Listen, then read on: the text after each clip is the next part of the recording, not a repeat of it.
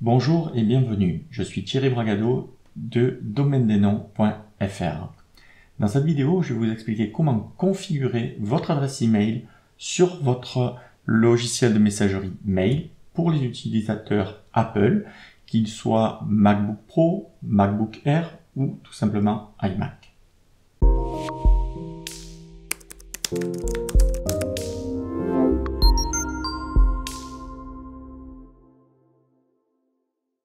Voilà, nous sommes donc sur l'ordinateur, dans votre espace client, ici, et j'ai ouvert sur la gauche le logiciel Mail. Pour les besoins, je vais vous montrer la dernière version qui est utilisée du Mac. Voilà, donc on voit la dernière version, donc ça c'est important. Donc, nous allons configurer cette adresse mail sur votre compte de messagerie. Alors, on va imaginer que vous êtes dans votre espace client. On l'a ouvert exprès parce que vous allez en avoir besoin pour récupérer les accès. Donc, on est dans votre espace client. On va sélectionner le nom de domaine concerné. Donc là, en l'occurrence, tutoriel.org. On clique sur messagerie, compte mail. Et ici, vous allez voir, voilà, tous les paramètres nécessaires à la configuration de votre adresse mail sur votre logiciel de messagerie. Ici, vous avez votre adresse email et le mot de passe correspondant. Voilà, donc nous allons dans le logiciel de messagerie mail et on va ajouter un compte. Donc on clique ici sur mail, ajouter un compte. Là, on nous propose plusieurs possibilités, mais vous, c'est un nom de domaine propriétaire, donc c'est un autre compte que se proposer. On fait continuer.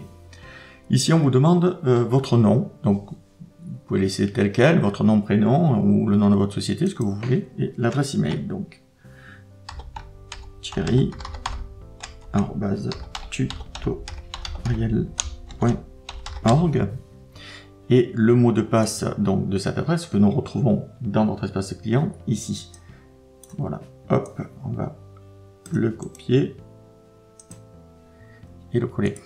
Alors, moi, je copie-colle les mots de passe, mais je vous le déconseille fortement car très fréquemment, il arrive que les personnes copient en plus un espace qui est totalement invisible, vous le voyez pas, mais ça crée des erreurs et votre boîte, ça fonctionne pas. Quand vous essayez de vous connecter, on vous dit impossible de se connecter ou quoi que ce soit. Donc ne copiez pas le mot de passe, écrivez-le, notez-le, tapez-le et au moins vous êtes sûr que vous ne copierez pas d'espace. Donc ensuite, on va se connecter. Voilà, donc ici, on va vous demander le serveur de réception et le serveur d'envoi que nous allons retrouver donc pour le serveur de réception ici, donc mail.tutoriel.org et le SMTP ici, smtp.ddn.fr. Ici, vous avez le protocole, le type de compte. Donc, comme je l'ai expliqué dans une précédente vidéo, moi je sélectionne IMAP. Il y a la possibilité de sélectionner le POP. Je vous invite à aller visionner cette vidéo pour voir la différence qu'il y a entre le POP et l'IMAP. Donc, une fois que ceci est renseigné, on clique sur « Se connecter ». Ici, une boîte de dialogue qui vous donne un message, vous faites « Continuer ». Voilà, donc là il vous dit impossible de vérifier le mot de passe. Tout simplement parce qu'en fait on n'a pas renseigné le mot de passe du SMTP. Donc on fait suivant, c'est le mot de passe du SMTP. Voilà, là votre boîte elle est créée, on va faire terminer et on voit les messages de la boîte mail s'afficher. Donc et là, voilà, votre boîte mail est configurée correctement, mais pas terminée. Parce qu'il va falloir configurer maintenant le SMTP. Pour le configurer, alors le plus simple, c'est on va essayer d'envoyer un mail. Comme ça, vous allez voir les messages d'erreur possibles que vous allez recevoir. Donc pour envoyer un mail, on va faire répondre à celui-ci. Hop. Et on va marquer réponse tout simplement. Et on va envoyer le message. Et voilà. Donc là, il vous dit, il vous donne impossible d'envoyer le message. C'est normal, c'est ce que vous venez de voir. Donc, quand vous êtes sur cette boîte de dialogue, on va modifier la liste des serveurs SMTP. On clique donc ici. Et à cet endroit, vous allez devoir noter le nom d'utilisateur que vous avez sur la boîte de dialogue. Alors, on va essayer d'y retourner. Hop là, voilà. Le nom d'utilisateur qui est ici. Vous voyez, là. Et le mot de passe de votre serveur SMTP. Très important. Hop. Donc, le nom d'utilisateur. Alors, moi, je ne vais pas utiliser celui-ci car c'est un nom d'utilisateur qui est factice. Hein. On imagine bien que ce nom d'utilisateur n'est pas bon. Autrement, tout le monde se connecterait et ferait un peu ce qu'il veut avec.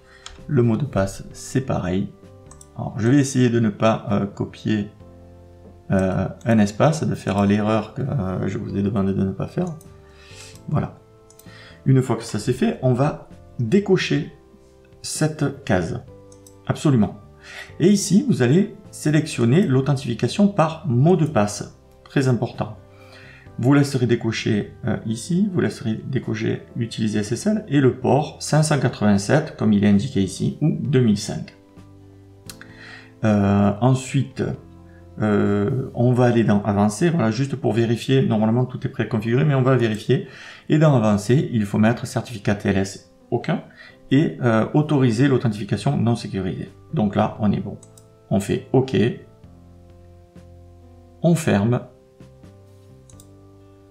On fait essayer avec le serveur d'envoi sélectionné. Et voilà. Le message, vous l'avez entendu, le message est bien parti. On peut retrouver ce message dans les documents envoyés. Voilà. On le voit ici. Hop là, il est là. Hop, affiché. Voilà, réponse.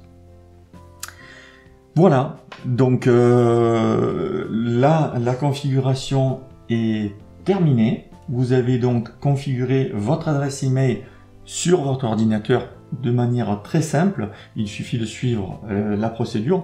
Alors, il peut y avoir d'autres configurations sur Mac, hein, les anciennes versions ou autres, c'est sensiblement les mêmes. Gardez bien ça en tête. Bon, là, on est sur la dernière version, donc c'est très bien.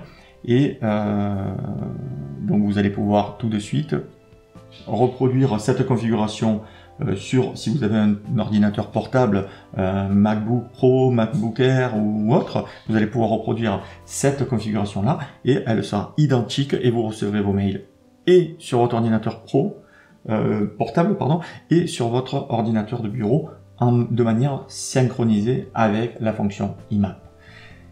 Merci d'avoir suivi cette vidéo. Je vous dis à très bientôt pour une prochaine vidéo tuto.